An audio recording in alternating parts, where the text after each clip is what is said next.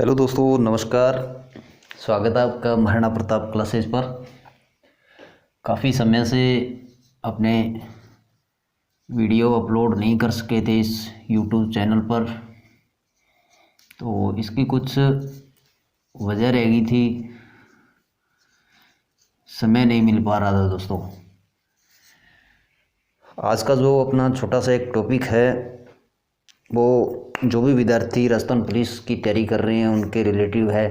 और मुझे जहाँ तक अनुमान है कि जो भी इस वीडियो को देख लेगा, कोई और वीडियो की जरूरत देखने को नहीं पड़ेगी। जो भी साथी नए हैं प्लीज़ चैनल को सब्सक्राइब जरूर कर लीजिएगा। आपकी सपोर्ट ही चाहिए बस, और कुछ नहीं चाहिए दोस्तों। तो अपने क्या है कि बात करेंगे एक बहुत ही इंटरेस्टिंग स्टोरी, क्योंकि इतिहास कहानियों से भरा है दोस्तों। उसको अपने कहानी टाइप में लेके चलें तो सबसे बढ़िया उसको समझने में आसानी हो जाती है। तो आज अपने बात करेंगे, मेवाड़ के एक महाराणा हुए थे, महारावल हुए थे। मेवाड़ का प्रथम शाका। मेवाड़ के प्रथम शाके में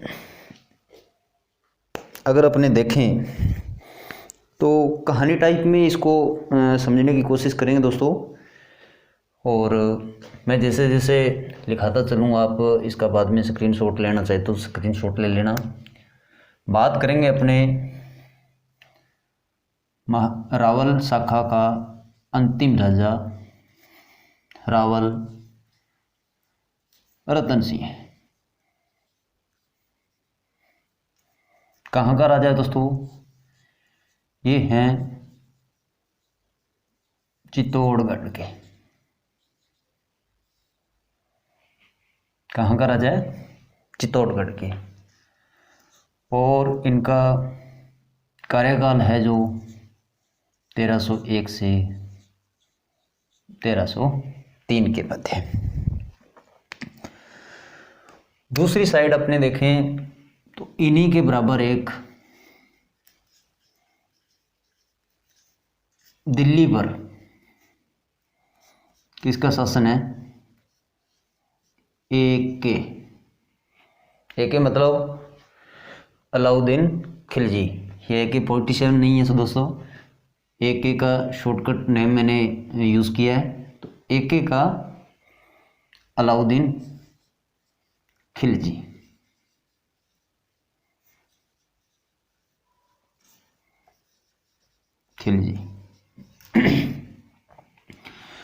खिलजी वंश के अपने शासक देखें तो इसका संस्थापक जलालुद्दीन खिलजी उर्फ जेके। और अंतिम जो राजा हुआ था इसका वो था एम के मतलब मुबारक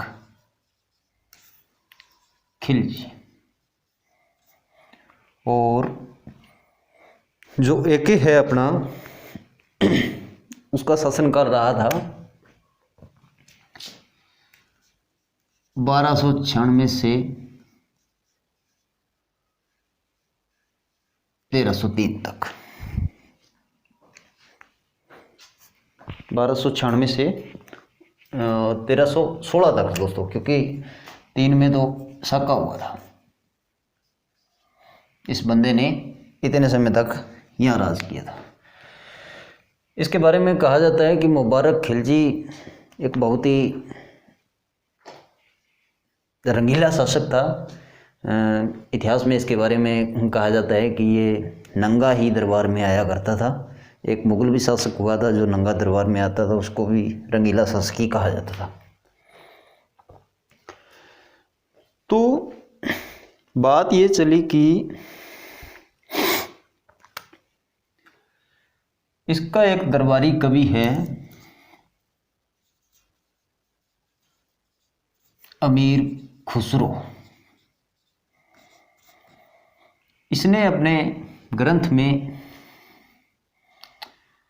ग्रंथ का नाम है दोस्तों इसका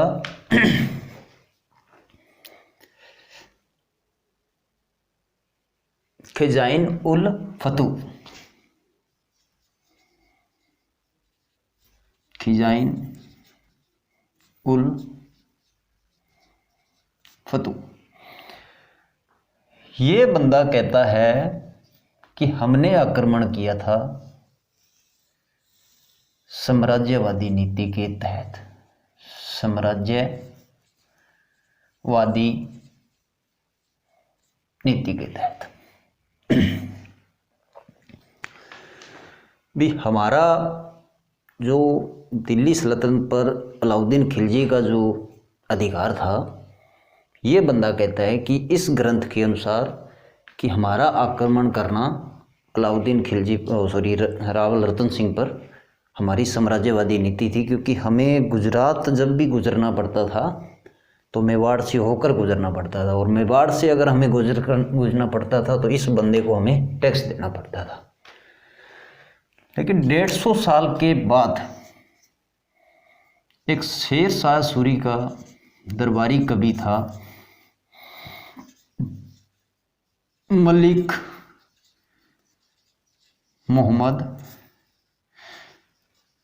जैसी, और इसका ग्रंथ था पद्मावत। ये बंदा कहता है कि अलाउद्दीन खिलजी ने आक्रमण किया था रावल रतन सिंह पर पद्मिनी को पाने के लिए,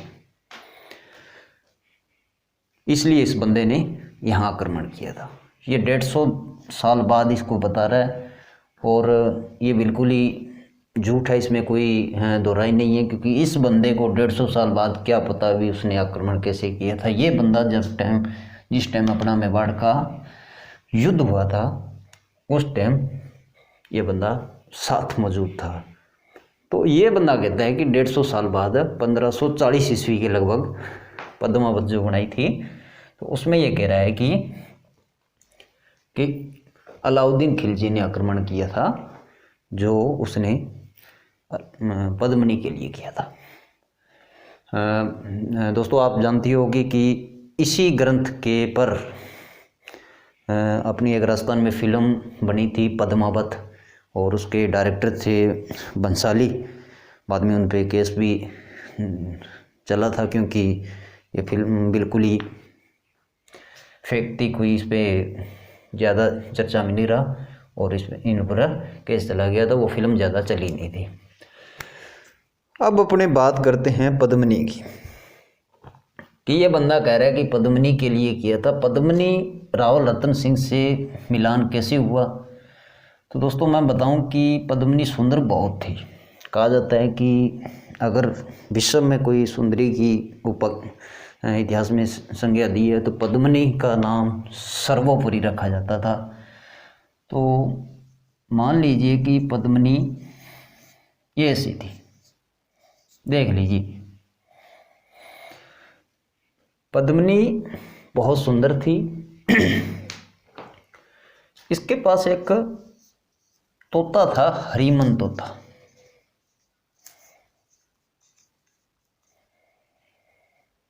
हरिमन तोता उड़ता उड़ता चित्तौड़ आ जाता है।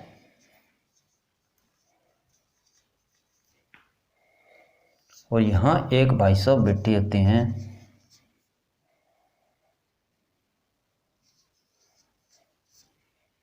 रघुवीर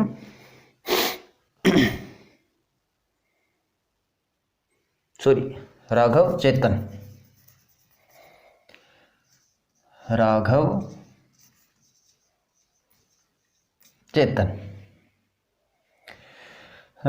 नोट करने के लिए मैं आपको बता दूं, ये सिर्फ दोस्तों कहानी है। अपने को सिर्फ कहानी के माध्यम से ही समझना है, इनको ज़्यादा सोर्सेस पर नहीं लेना कि यार ऐसा ही हुआ था, ऐसा नहीं होता। ये सिर्फ कहानी टाइप बनाई जाती है। तो हरिमन तोता राजस्थान में सबसे ज़्यादा गागरोन में पाए जाते हैं, और गागरोन झालावाड़ में है। तो ये तोता उड़ता हुआ इस रघु भाई साहब के पास आ गया। इस रघु भाई साहब के पास आकर कहने लगा कि क्या नाम है तुम्हारा क्या। तो कहा जाता है कि इस तोते की विशेषता है कि यह मनुष्य की तरह बात करता है, बिल्कुल जैसे अपने बात कर रहे हैं उसी तरह से। इसने कहा जी मेरा नाम रघु है, इसका शॉर्ट नेम रघु। का पूरा नाम बता।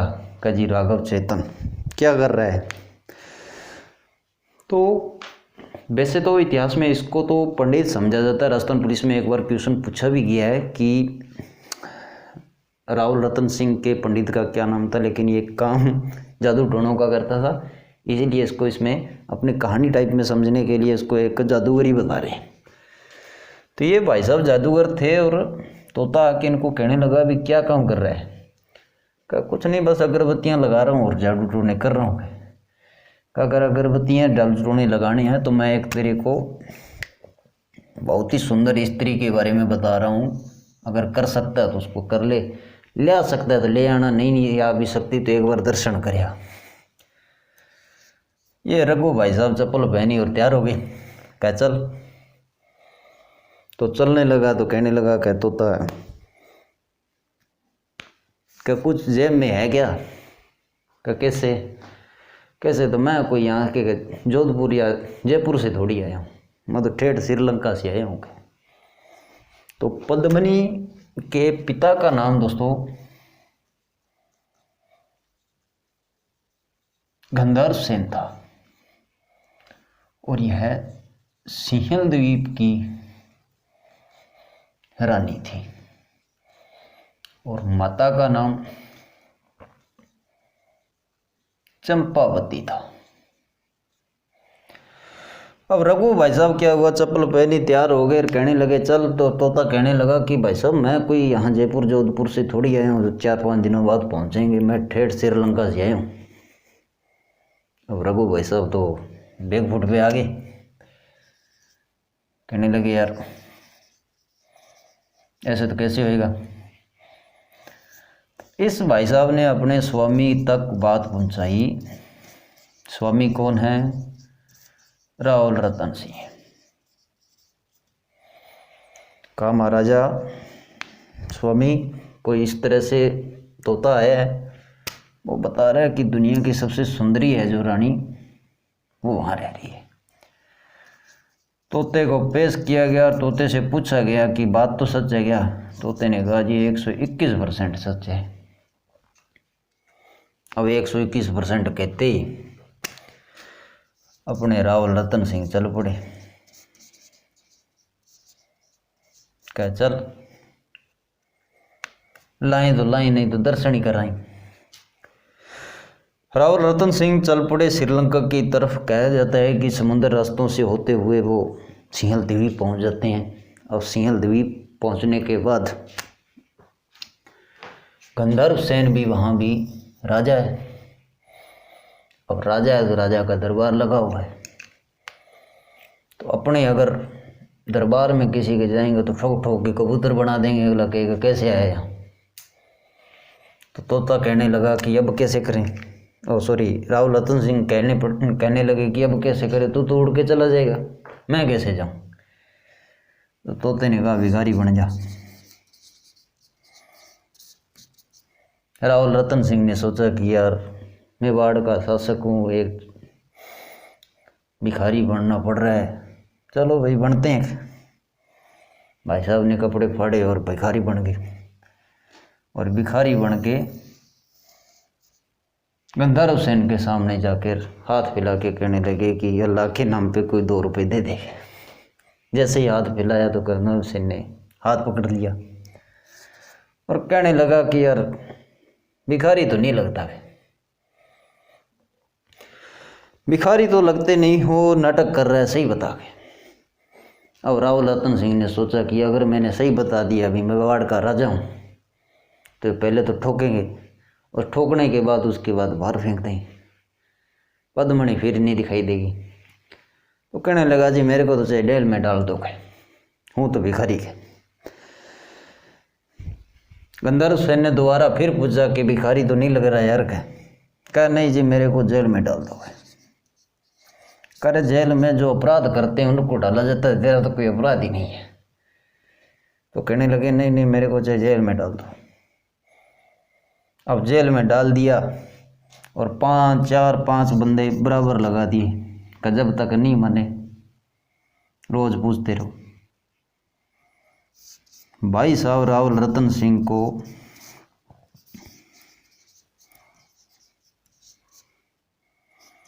बारह महीने हो गए जेल में बैठे हुए। खिड़कियों में से झांक रहा है भी कहीं पद्मनी दिख जाए, पर पद्मनी अपने महल से बाहर ही नहीं निकलती। 12 महीने बाद सेनापति जैसे ही अगले दिन आया खाना लेकर, तो रावल रतन सिंह कहने लगे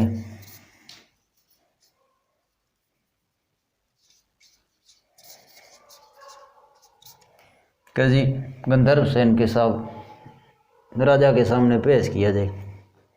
अब से राजा के सामने पेश किया गया। कहने लगे जी मैं तो कोई भिखारी नहीं हूँ, मैं तो हूँ रावल रतन सिंह, रावल शाखा का मेवाड़ का राजा, और तेरी ये छोकरी के चक्कर में भिखारी बन गया और यहाँ आ गया। एक बार दर्शन करा दे।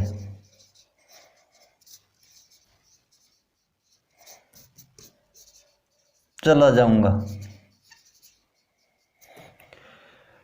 तो गंधर्व सेन ने देखा कि एक राजा होकर भिखारी बन गया, 12 महीने जेल में काट लिए, यातना ही झेल ली,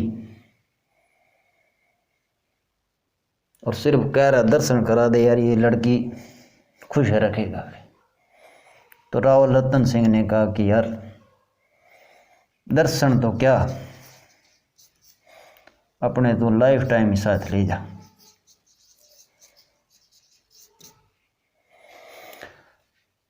अब ये लाइफ टाइम साथ लेकर चल पड़ा। इधर भाई साहब रघु ढीक रहे हैं, 12 महीने हो गए, कोई सूचना नहीं। आजकल तो व्हाट्सएप पे फ़ोन करके पूछ लेता भी, हाँ जी राजा साहब कहाँ हो, एक नहीं तो अपने रानी की थोड़ी सी झलक ही दिखला दो, वीडियो कॉल कर दो, वो सुविधा नहीं थी। तो सूचना मिली कि राजा आ रहे हैं और रानी साथ आ रही है। रानी के साथ यहाँ लिख लीजिए 1600 दासियां और गोरा और बादल। ये चाचा है, ये भाई है, ये दोनों चाचा भतीजा हो गए। अब रावल रतन सिंह यहाँ आ गया रानी को लेके। रघु भाई साहब ने जैसे ही पद्मनी को देखा तो आंखी फटी की फटी रह गई।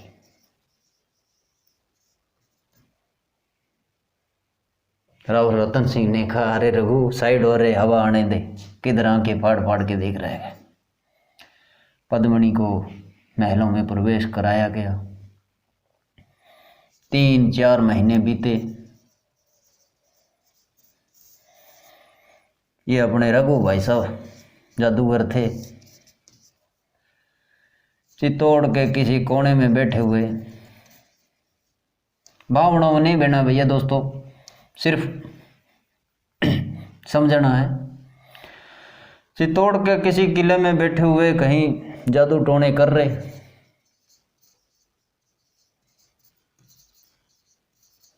कि पद्मनी मिल जाए, ये सूचना पहुंची रावल रतन सिंह के पास कि जी रघु है जो डोरे डाल रहा है पद्मनी पर। राजा के सामने पेश किया गया रघु को। हाँ भाई रघु क्या बात है? कहा नहीं जी कुछ नहीं। कहा नहीं बता सही बात क्या है? तो यहाँ अगरबत्तियाँ लगा के पद्मनी को पाना चाह रहा है। मैं बहन सुबह 12 महीने पूरे जेल में काट के आया हूँ, ये इधर रहा। और जो कुटाई की वो अलग, और तू सोच रहा अगरबत्तियाँ करने से ये तेरी हो जाएगी, तो ऐसे नहीं होएगी। भाई साहब ने 4 बंदे लगा के रघु की ठुकाई करवा दी। ठुकाई करवाते ही चित्तौड़ से बाहर फेंक दिया।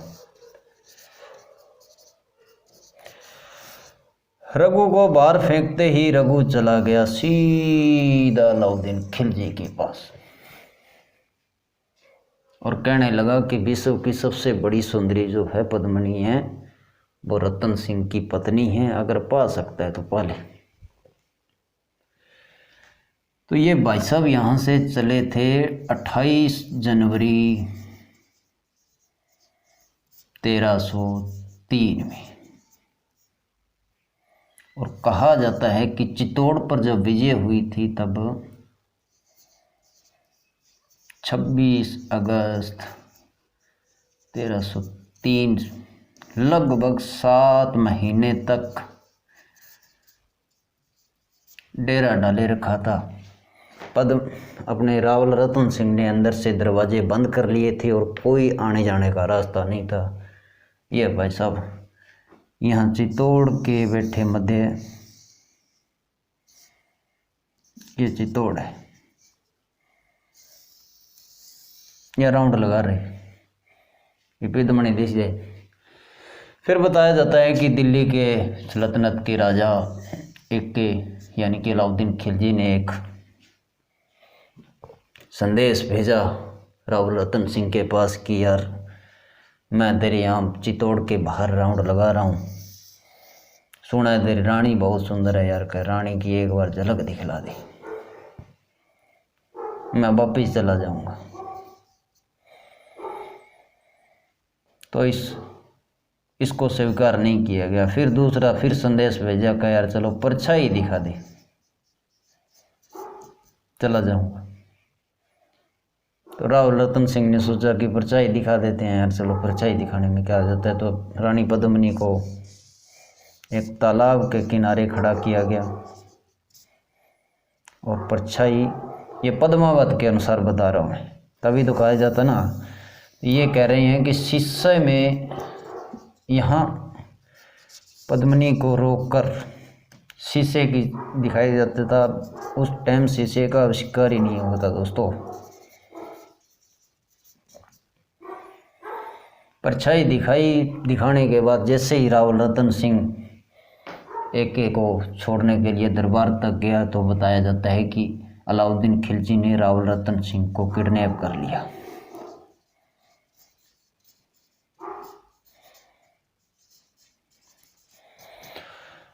किडनैप करने के बाद मांग रख दी कि रानी पद्मिनी को यहाँ बुलाया जाए, तब रावल सिंह रतन सिंह को छोड़ देंगे, नहीं तो मार देंगे। पहली मांग रखी गई पद्मिनी को भेजो। फिर दोबारा फिर लेटर आया तो कहने लगे कि 1600 जो दासियां आई है वो भी साथ भेजो। कुछ दिनों बाद फिर एक लेटर फिर आया तो कहने लगी कि पालकी समेत आनी चाहिए सभी रानी और पद्मिनी। अब इधर ये विचार कर रहे अपने गोरा और बादल चाचा और भतीजा कि कैसे करें यार, बहन को भी बचाना है, भतीजी को भी बचाना है, इनको भी बचाना है, रावल रतन सिंह को भी बचाना है। जैसे भाई साहब ने ये संदेश दिया अब ठीक है। तो 1600 पालकियाँ तैयार की गई दोस्तों, और 1600 पालकियों में पद्मिनी की जगह गोरा जो चाचा था वो बैठ गया, और 1600 अच्छे जो हट्टे कट्टे जवान थे, योद्धा थे, उनको बिठाया गया और पहुंच गए वहाँ मैदान में। पहुंच गए मैदान में, कहा जाता है कि युद्ध लड़ा गया। गोरा और बादल मारे गए और रावल रतन सिंह ने केसरिया किया। केसरिया दोस्तों पीला साफा धारण करके और अपनी जान की परवाह ना किए हुए मैदान में कूद जाना, उसी को केसरिया कहा जाता है। और रानी पद्मिनी ने जोहर किया। और जोहर का मतलब होता है या तो आग में कूद जाना या फिर पानी में कूद जाना।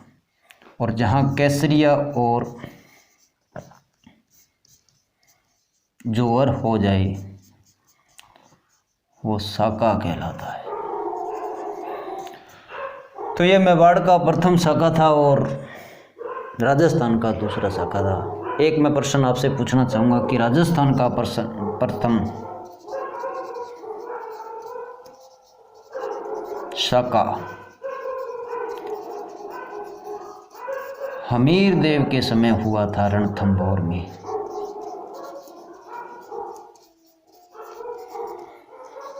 रानी कौन सी थी? ये मेरा प्रश्न है कि रानी कौन सी थी जिसने जोहर किया था। तो तीनों मारे गए और रानी पद्मिनी ने ये जोहर किया। और दोस्तों अलाउद्दीन खिलजी ने अपने पुत्र खिजर खां को ये किला भेंट कर दिया और इसका नाम बदलकर चित्तौड़ का नाम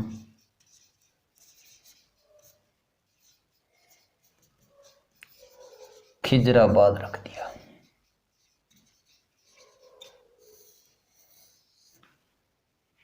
अब इसमें छोटी सी एक कहानी मैं आपको और सुनाना चाहता हूँ कि बेटे को चित्तौड़ का किला जो है दान में दे दिया। एक अपने भाई साहब वो बैठे हैं जेल में, अब तो छूट गए हैं, आर्यन। उसका बाप कहता है कि मैं उसे 80 करोड़ रुपए हर महीने देता हूँ पर मंथ। अब जिसको 80 करोड़ देगा वो मिराज और जर्दा थोड़ी खाएगा, वो ड्रग्स ही बेचेगा और क्या करेगा। तो चित्तौड़ का नाम खिजराबाद रख दिया। तो ये थी दोस्तों छोटी सी कहानी। मुझे नहीं लगता कि इसके बाद आपको किसी और वीडियो की देखने की ज़रूरत नहीं पड़ेगी। आप अगर इस चैनल पर नए हो तो प्लीज़ चैनल को सब्सक्राइब ज़रूर कर दीजिएगा। और अगली कहानी अब मैं छोटी सी एक और लेके आऊँगा जो भी राजस्थान पुलिस से संबंधित है, तो प्लीज़ उसको भी पूरा सपोर्ट कीजिएगा। जय हिंद, जय भारत।